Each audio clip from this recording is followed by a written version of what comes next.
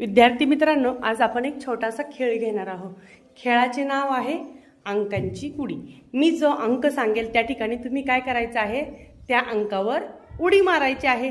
जो उडी बरोबर मारेल तो जिंकेल, ज्याची उडी चुकेल तो आउट होईल। सगळेजण तयार आहात? चला खेळूयात। साक्षी 9 4 8 2 7 4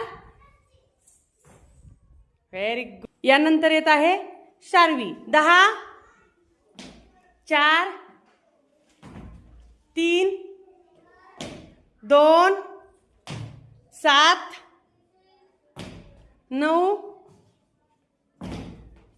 3 व्हेरी गुड।